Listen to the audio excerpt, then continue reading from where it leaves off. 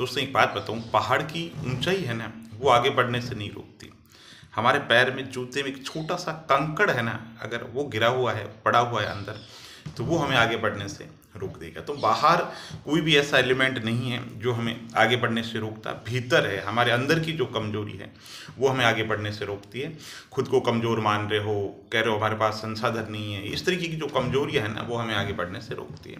मैं हमेशा बात करता हूँ कि प्रारंभिक और मुख्य परीक्षा की कॉमन साथ में तैयारी कैसे करें। कोई भी टॉपिक है उसके मर्म को समझ लो, मैं हमेशा एक बात करता हूँ और उसको बार बार पढ़ने की नौबत नहीं आई। सुकरात का सद्गुण क्या है ना, इतनी सरल भाषा में समझाऊंगा कि मुझे लगता है कोई नहीं समझा सकता। सुकरात कहता है साहब सद्गुणी कौन होगा, तो सुकरात कहता है ज्ञान होना जरूरी है। अगर किसी व्यक्ति को पता है कि ये अच्छा है और वो बुरा है, ठीक है, तो कोई भी व्यक्ति जिसको पता है, ठीक है, कि ये काम गलत है तो वो गलत नहीं करेगा। अगर कोई व्यक्ति गलत काम कर रहा है तो इसका मतलब है उसको पता नहीं है। तो सुकरात ने सबसे पहले ब्रह्म जो लाइन कही वो क्या कही, उन्होंने कहा कि जो ज्ञान है ना वही सद्गुण है। तो पहली बात, ज्ञान ही सद्गुण है। दूसरी उन्होंने कहा जो ज्ञान है ना वही सद्गुण है, जो ज्ञान है वो एक है, इसलिए सद्गुण भी एक है। फिर उन्होंने कहा ज्ञान जो है वो अविभाज्य है, बांटा नहीं जा सकता, तो सद्गुण भी अविभाज्य है। फिर उन्होंने कहा चूंकि है ना ज्ञान भी आनंदमय है, इसलिए सद्गुण भी आनंदमय है। तो मोटा मोटी सुकरात ने क्या कहा, सुकरात ने कहा ज्ञान ही सद्गुण है, वो आनंदमय है, वो अविभाज्य है, वो एक है, ठीक है। अब आलोचकों ने ये कहा कि साहब अगर ज्ञान होने से ही कोई सद्गुणी होता तो दुर्योधन को बहुत ज्ञान था, ठीक है, रावण को बहुत ज्ञान था, उन्हें पता था उचित क्या है अनुचित क्या है, ठीक है, लेकिन जानते हुए भी उन्होंने गलत किया। तो इस संबंध में आगे चल करके किसी ने कहा कि सद्गुण होने का मतलब है सिर्फ ज्ञान होना नहीं, जीवन में उसको व्यवहार के अंदर ढालना भी आवश्यक है। अब आपने ये सुकरात का ज्ञान सिद्धांत, सद्गुण सिद्धांत पढ़ लिया, कभी पूछो ना क्या फर्क पड़ता है, 5 विशेषताएं हैं साहब, ओके, ठीक। तो चीजों को इस तरीके से तैयार करो।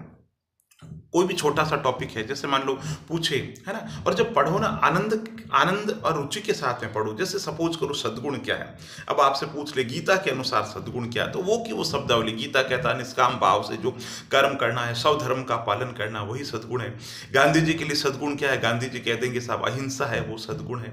तो आप सोचो उस व्यक्ति की जो प्रकृति है ना, जो व्यक्ति है उसकी विचारधारा कैसी है, उससे मिलती जुलती जो बात कहते हैं, ठीक। आरएस मुख्य परीक्षा में पहले जब पेपर होते थे ना, तो जब पूछ लेते थे कि साहब टैगोर है, उनके शिक्षा संबंधी विचार क्या है, तो हम सब ने पढ़ नहीं रखे, ठीक है, लेकिन हम उस व्यक्ति की प्रकृति को जानते हैं। जैसे टैगोर है, उन्होंने ना शांति निकेतन की स्थापना की, जहाँ बच्चों के सर्वांगीण विकास के लिए शिक्षा पे जोर दिया गया। उन्होंने कहा शिक्षा किताबी ज्ञान नहीं है, प्रकृति से जुड़ो, तो वो के वो विचार शिक्षा संबंधी आपने कुछ भी नहीं पढ़ रखा, लेकिन आप उस व्यक्ति की प्रकृति के बारे में जानते हैं, तो आपको पता चल जाएगा कि इसके विचार कैसे हो सकते हैं।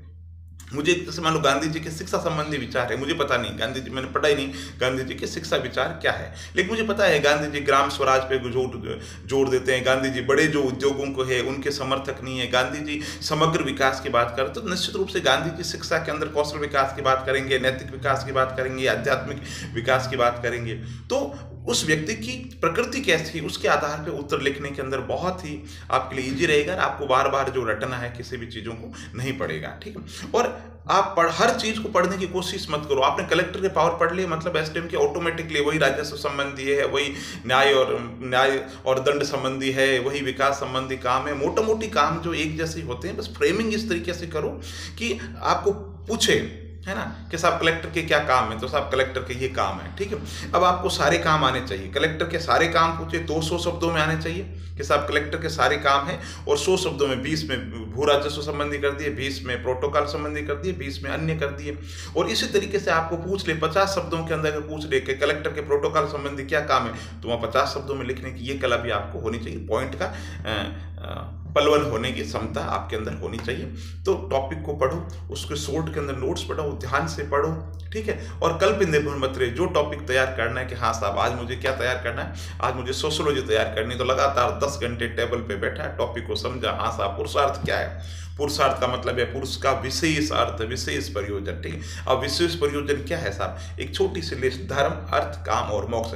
धर्म के सामने लिखो आध्यात्मिक विकास, धर्म, अर्थ के सामने लिखो आर्थिक जीवन, सांसारिक जीवन, ठीक, धर्म अर्थ काम सामाजिक जीवन, ठीक है, मोक्ष ठीक है, समग्र विकास हो जाता, सारे दुखों से निवृत्ति हो जाती। तो इस तरीके से पुरुषार्थ यानी कि पुरुषार्थ का विशेष लक्ष्य है, जिसके अंतर्गत ई लौकिक और आध्यात्मिक लौकिक दोनों के अंतर्गत कल्याण हो जाता। दिमाग के अंदर चीज बैठ गई, बात खत्म।